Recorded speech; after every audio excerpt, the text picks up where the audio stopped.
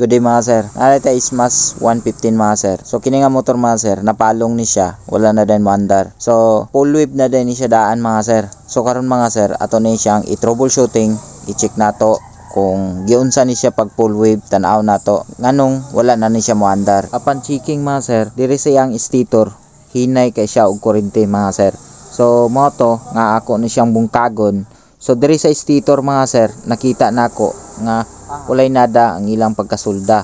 So gi-check pud nako kung sakto ba ang pagka-full whip sa stator. Mali pagid siya mga sir. Kay kining ground ilang gitangtang gisumpayan nila mga sir, gipadulong nila sa yellow wire. Tapos ang yellow wire mga sir, wala nila tanggala, wala nila kundima mga sir. Kini nga full whip mga sir, gikan ni sa line shop. So pagtanaw na ko mga sir, kining ground niya nakakonek diri nga side. So wala pa niya putla ang yellow wire. Yellow wire man siguro ni or white wire ba na siya. So tanawan pa na ko ning linya ko ning tanggalon. So nakakonek ni siya diha mga sir. So full wave daw ni siya mga sir. Full wave. Pero hinay kay kuryente mga sir. Wala na siya moandar ang unit gidala dire. So mo ni atong usabon ang yang stator connection. Try na to kung mugawas ba ang kusog nga kuryente ani, kung wala ba ni nadaot ang stator. Kung nadaot ng stator, so ato na siyang ilisan. Karon mga sir, ako na siyang gitanggal, gilimpyuhan, tapos nara mga sir.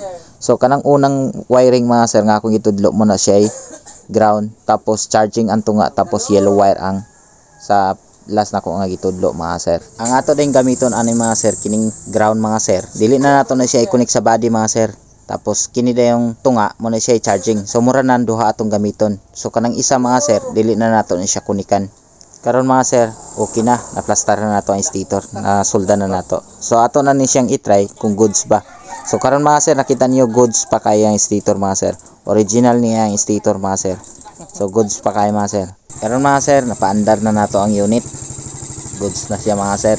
Naplastar naman nato ang regulator. So kanang taas nga wire nga padulong dito si lalo mga sir. So yung stator na padulong mga sir, ang isa. So kanang yellow, tapos nakakonect siya sa white na may stripe na red. Muna siya padulong gyapon na sa stator mga sir.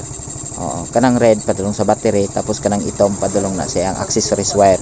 Tapos giusan na lang pud nako ang yellow wire mga sir, kay kanang yellow wire mga sir padulong man na siya ang headlight.